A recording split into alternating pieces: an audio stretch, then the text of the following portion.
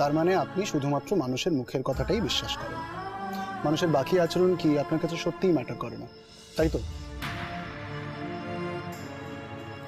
সব মানুষের মুখের কথায় বিশ্বাস না করলেও রাহুলের মুখের কথা আমি বিশ্বাস করি।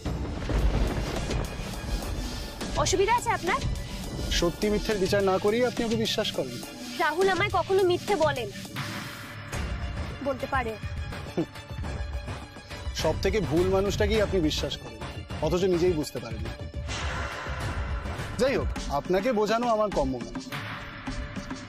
বিন্দুমাত্র বোধ বুদ্ধি কিছু থাকলে আপনি ওই রাহুলের কাছে ফিরে যাওয়ার কথা আর বলতেন না। শুনুন, আমি আমার মতন করে আপনাকে বহুবার বাঁচানোর চেষ্টা করেছি, কিন্তু যদি আপনি নিজেই না বাঁচতে চান, আমার কিছু করার নেই। আপনি কিন্তু আপনার লিমিট ক্রস করে যাচ্ছেন। আমার লিমিট আমাকে শেখানোর আগে আপনি আগে নিজের লিমিটটা দেখুন। আপনি এটা কি করছেন নিজের লাইফের সাথে?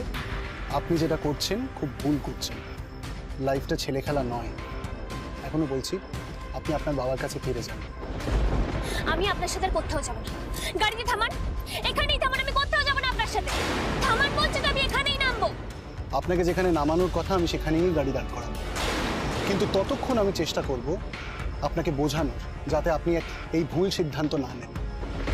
আমার জীবনের ভালো মন্দ সিদ্ধান্ত নিয়ে আপনাকে ভাবতে হবে না। আমি গাড়িটা আপনাকে এখানে থামাতে বলেছি, আপনি থামাবেন ব্যাস। অদ্ভুত তো বলছি তো, গাড়িটা থামান, গাড়িটা থামান, এখানে এক্ষুনি থামাবেন আপনি। থামাবেন না তো আপনি? থামাবেন না তো? দেখুন থামান বলছি, গাড়িটা আপনি এখানে থামাবেন। আরে এই স্টিয়ারিংটা ছাড়ুন। কি করছি মানে? গাড়িটা থামাতে বলছি, থামান গাড়িটা। স্টিয়ারিংটা ছাড়ুন। না আমি ছাড়ব। গাড়িটা থামাতে বলছি তো, থামান আপনি গাড়িটা। আরে কি করছেন? আরে সামনে দিয়ে গাড়ি আসছে, গাড়ি আসছে সামনে দিয়ে, কি করছেন?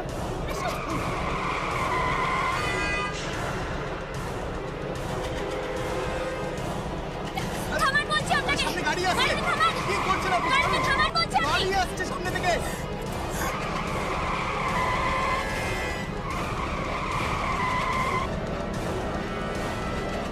কি করছেন?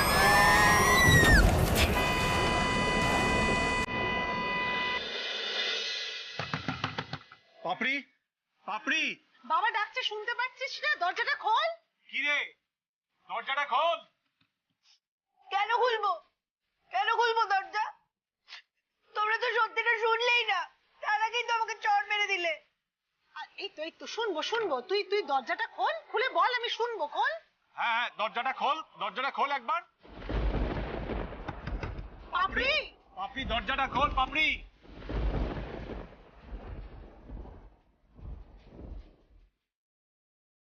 আরে দরজাটা খোল, না খুললে তোর কথা শুনবোটা কি করে? পাপড়ি, দরজাটা খোল, কি হচ্ছে কি? আর কি বলার বাকি আছে তোমাদের? আমাকে বাজে, চোর, আমার সাথে যেন পিউ না কথা বলে, সবই তো বলে ফেললে, আর কি বলবে তোমরা বলো? আশ্চর্য ব্যাপার, তোর উপর রাগ হলে তোকে একটু মারতেও পারবো না? হ্যাঁ, তাহলে তুই এইভাবে দরজা বন্ধ করে থাকবি? আচ্ছা ঠিক আছে, বলো, তুমি বলো না, তুমি বলো কি হচ্ছে, সত্যিটা তুমি বলো। আমি ড্রেসটা মিলির জন্য কিনতে বাধ্য হয়েছিলাম।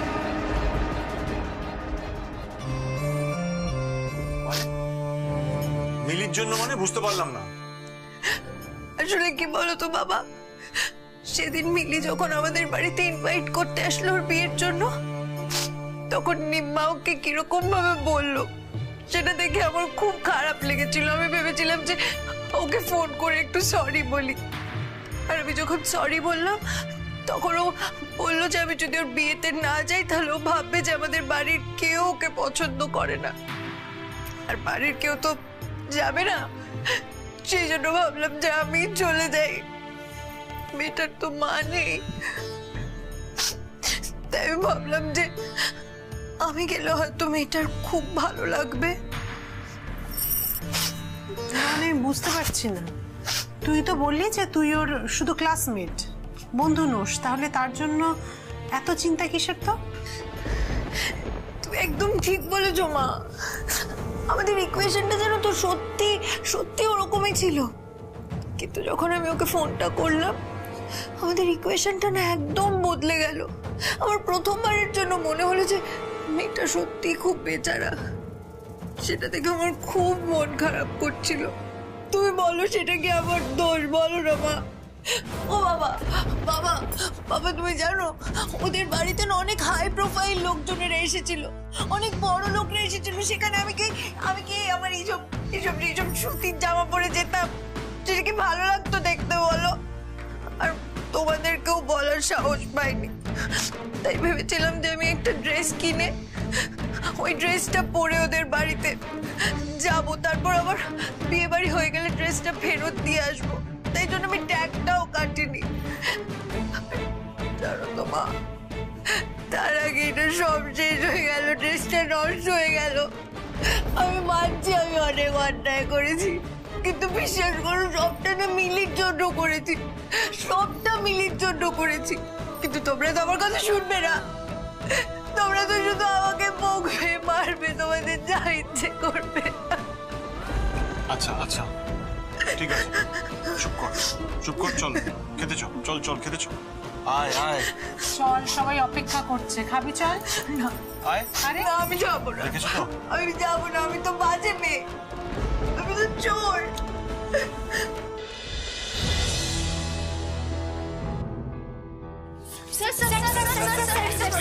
Please not. স্যার, মিলি ম্যামের কন্ডিশন এখন কেমন আছে? স্যার, ওনার ডিসচার্জ কবে হবে? হ্যাঁ স্যার, ডাক্তার কি বলছে আর কতদিনে মিলি ম্যাম সম্পূর্ণভাবে সুস্থ হবেন? দেখুন, মিলির অবস্থা আগের থেকে বেটার, কিন্তু ডিসচার্জ কবে হবে সেটা বলা এক্ষুনি সম্ভব নয়। সেটা জানতে হলে একটু ওয়েট করতে হবে। শুধু এইটুকুই বলবো, আপনারা সবাই মিলে প্রার্থনা করুন মিলি যাতে তাড়াতাড়ি সুস্থ হয়ে ওঠে, আমরা যাতে আরো ধুমধাম করে আমাদের বিয়ের অনুষ্ঠানটা কমপ্লিট করতে পারি। এর থেকে বেশি কিছু বলা আমার পক্ষে সম্ভব নয়। Excuse me. প্লিজ ওনাকে এখন ছেড়ে দিন, এরকম করবেন না, হসপিটালের মধ্যে এরকম চেঁচামেচি করবেন না, আপনারা ডিস্টার্ব হচ্ছে পেশেন্টদের।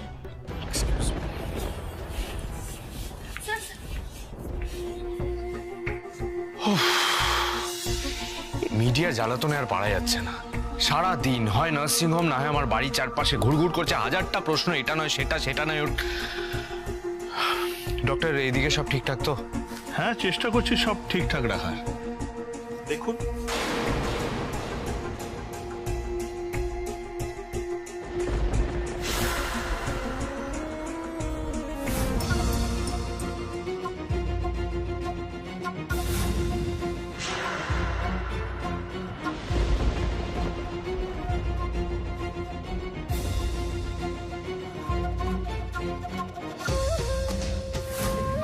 আমরা আমাদের যথাসাধ্য ব্যাপারটাকে চাপা দেওয়ার চেষ্টা করছি স্যার। কিন্তু বেশি দিন এইভাবে চাপা দেওয়া যাবে বলে মনে হচ্ছে না।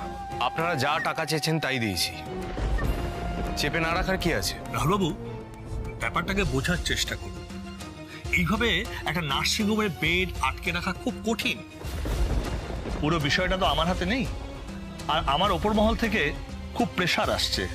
আর এই নাটকটা 1-2 দিনের বেশি আর চালানো যাবে বলে মনে হচ্ছে না। আপনি অন্য ব্যবস্থা গ্রহণ করুন।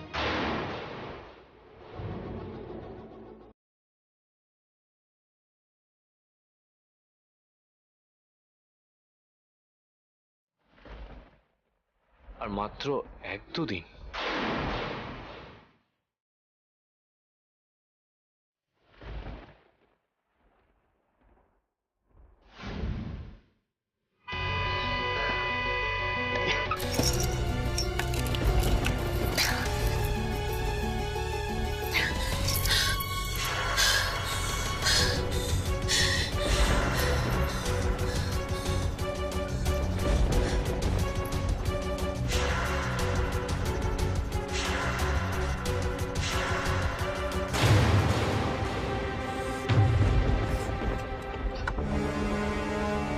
কাণ্ড জ্ঞান বলে কিছু নেই আপনার? এইভাবে কোনোদিনও গাড়ি থামানো যায়? বাবা, আপনার হাতে তো অনেকটা কেটে গেছে, রক্ত বেরোচ্ছে তো। হাত কাটার উপর দিয়ে গেছে এই অনেক, এক্ষুনি কত বড় বিপদ হতে পারতো আপনার কোনো ধারণা আছে? গাড়ি চালানোর সময় স্টিয়ারিং ধরে কেউ টানাটানি করে? সামনের গাড়িটা কাটাতে না পারলে ওই রাস্তায় মরে পড়ে থাকতাম, আর ওই গাড়িটারও তো ক্ষতি হতো। আপনার হাতটা কতটা কেটে গেছে, এবার কি করবো? এখানে তো কোনো কাপড়ও নেই, কি দিয়ে বাঁধবো আমি? শুনুন না, বলছি আর একটু আপনি আগে যেতে পারবেন, কষ্ট করে সামনে যদি কোনো দোকান থেকে একটা ফার্স্ট তাহলে কিছু একটা ব্যবস্থা করা যাবে। একটুখানি চলুন না, অনেক রক্ত বেরিয়েছে। কোনো দরকার নেই, আমার আপনার উপর কোনো ভরসা নেই, আমি কোথাও যাব না। তো জেদ করছেন কেন আপনি? আমার হাতটা বাঁধা প্রয়োজন, বুঝতে পারছেন না? বলছি তো হাত বাঁধার কোনো প্রয়োজন নেই আমার। আপনাকে যত তাড়াতাড়ি সম্ভব আপনার জায়গায় পৌঁছে দিতে পারলেই আমার শান্তি।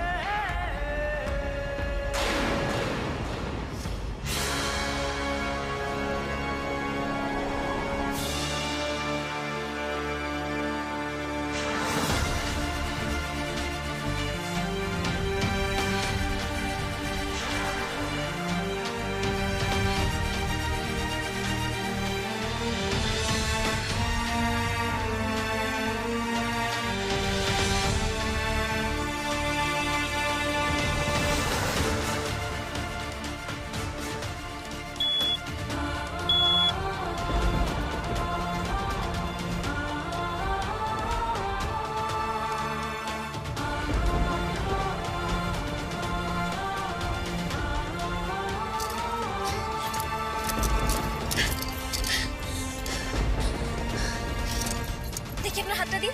এক সেকেন্ড, ছাড়ুন। ছাড়ুন মানে কি? হাতটা দিন, হাতটা বাঁধতে হবে না, কিছু বাধ্য হবে না, ছাড়ুন। চেক করছেন কেন? হাতটা বাঁধতে দিন, রক্ত বেরোচ্ছে আপনার হাত থেকে। আরে ছাড়ুন না আমার হাত, হাতটা ছাড়ুন। চেক করছেন।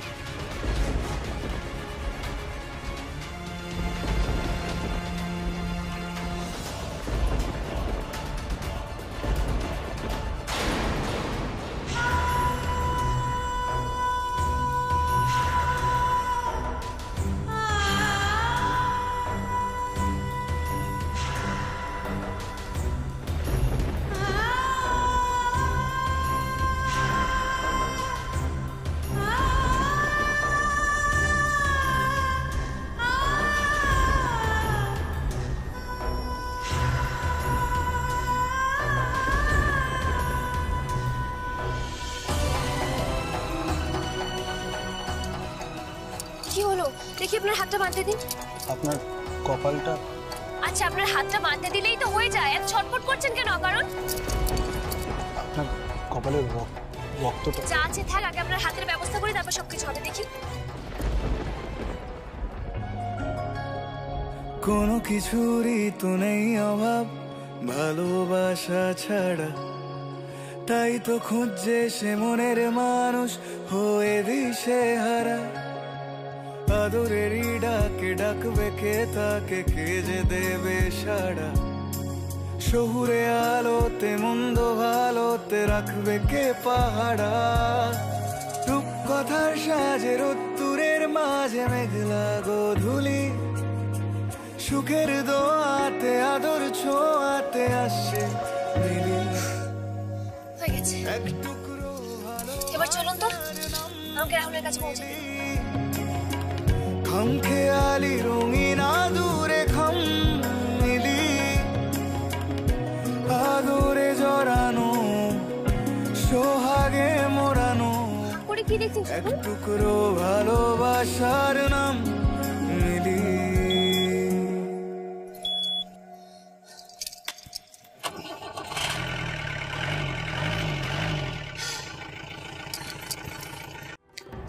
খেয়ে নে না, খেয়ে নে না লক্ষ্মীটি, খেয়ে নে। করিস না, এত জেদ করিস না, খেয়ে নে। আচ্ছা, মা বকেছে মেরেছে, কিন্তু মাই তো নিজের হাতে খাবার টাবার এনেছে। তোরও ভুল হয়েছে, আমাদেরও ভুল হয়ে গেছে। ঠিক আছে, সব মিটে গেছে তো। নে নে, খেয়ে নে, খেয়ে নে, জেদ করিস না, নে খা, ধর ঘোর। আচ্ছা আচ্ছা বাবা, বলছি এই যে নিম্মাদের সাথে রাহুলদার যে ঝামেলা শত্রুতা, এইসব তো আমি জানতাম না। বলো, এই বিয়ে বাড়ি যাওয়ার জন্য এত অশান্তি হয়ে গেল। এদিকে বেচারি মিলি, ও এখন কেমন আছে, কোথায় আছে কে জানে। আচ্ছা, দাদা ভাই কি সত্যি ওকে কিডন্যাপ করলো?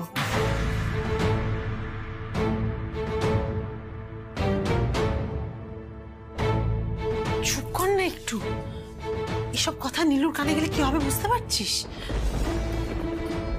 ঠাকুরের কৃপায় মেয়েটা যেন ভালোই ভালো বাড়ি ফিরে আসে, আর কিচ্ছু চাই না।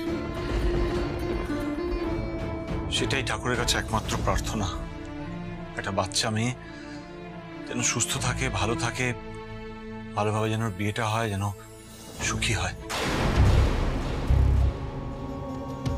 আর আমি চাই ঠাকুর ঠাকুর করে মিলি যেন আর কোনোদিন ফিরে না আসে। রাহুলের চারপাশে যেন মিলির ছায়াও না থাকে।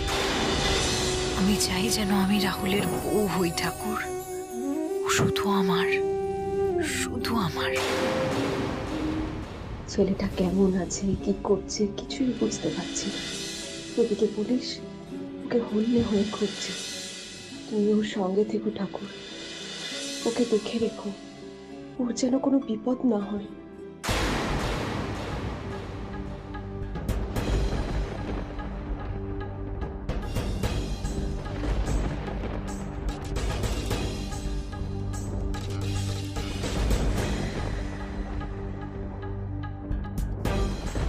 হাতে হাতে কি দিল লোকটা? টাকা? না, টাকা তো না।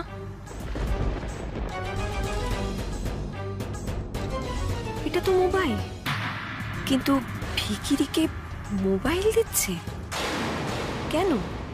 বাড়িটার দিকে লক্ষ্য রাখিস, কে কখন ঢুকছে দেখিস, আর প্রয়োজন হলে আমাকে ফোন করিস। হে ভগবান, এরা তো ভিখিরি আর গার্ড নয়।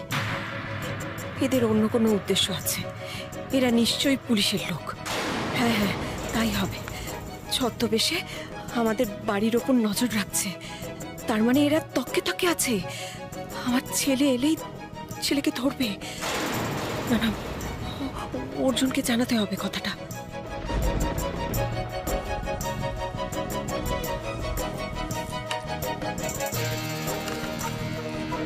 কিরে নীলু, এত রাত্রে তুই ঘুমোসনি এখনো? কি করছিস এখানে? আর কাকে ফোন করছিস রে?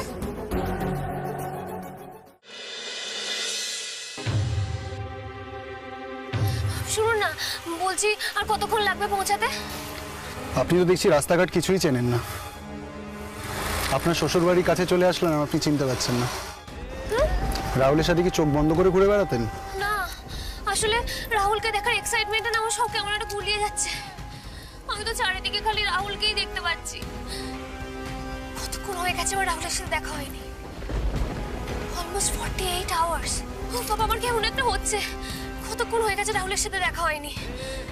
ও তো বোধহয় আমার জন্য টেনশন করে করে করে মাথা খারাপ করে ফেলেছে। আমার আর একটু ভালো লাগছে না। এই যে শুনুন, আপনার জন্য যদি রাহুলের শরীর টরীর খারাপ করে না, আমি কিন্তু আপনাকে ছাড়বো না বলে দিলাম।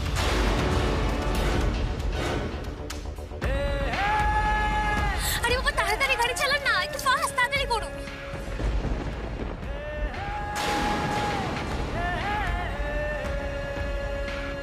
কিরে, বললি না কাকে ফোন করছিস? অর্জুনকে? না না মেজ বৌদি, আসলে ওই লোন টোনের ব্যাপারে ফোন আসে না, ওরকমই ফোন আর কি।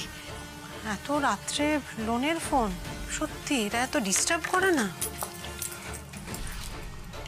জানিস নীলু, পুলিশ না এমন করে এসে অর্জুনকে খুঁজছিল, আমার সত্যিই খুব চিন্তা হচ্ছে ওর জন্য। আচ্ছা বল, অর্জুন কখনো কাউকে কিডন্যাপ করতে পারে? ছেলেটা কবে বাড়ি ফিরবে জানি না। কোথায় আছে, কবেই অশান্তি শেষ হবে, কিচ্ছু বুঝতে পারছি না। অর্জুন যেন কোনো মতেই এখন বাড়ি না ফেরে ঠাকুর। যে কাজে আছে তাতে যেন সফল হয়। নীলু, এত রাত হয়ে গেছে এখনো জানলাগুলো দিসনি, মশা ঢুকবে তো। মেজ বৌদি, বন্ধ করার কোনো দরকার নেই। আসলে আমার দম বন্ধ হয়ে আসছিল, খুব গরম লাগছিল তো। আর এখন তো খুব ঘুম পাচ্ছে আমার, জানো তো। শোন না, ঘুম পাচ্ছে যখন ঘুমিয়ে পড়। ঘুমটা একবার কেটে গেলে না আর আসতে চাই। হ্যাঁ, তুই ঘুম, আমি যাচ্ছি, কেমন? হ্যাঁ, ঘুমিয়ে পড়িস কিন্তু।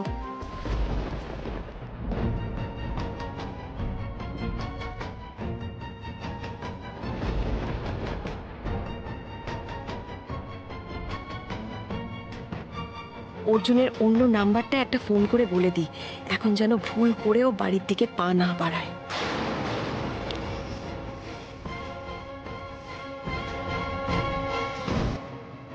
ফোনটা কেন ধরছিস না? ফোনটা ধর। ভালো লাগে না এই ছেলেটা। ঠিক আছে তো?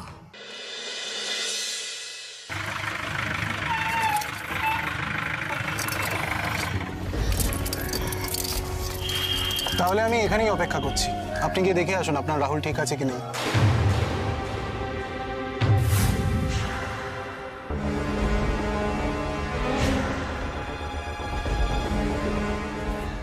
আপনি না খুব চ্যাটাং চ্যাটাং কথা বলেন জানেন তো?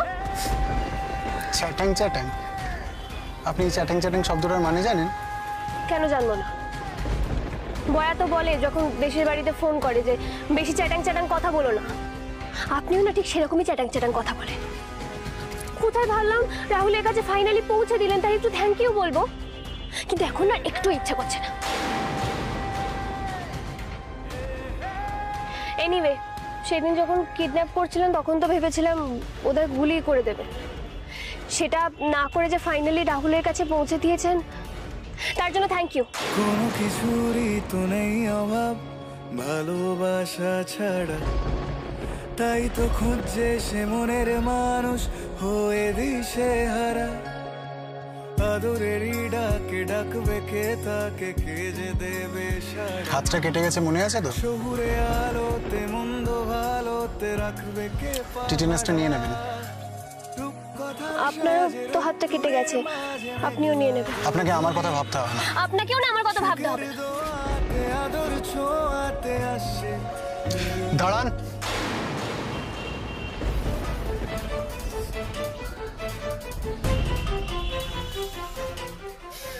ঘুরুন। কেন? বলছি তো ঘুরুন, ঘুরুন না।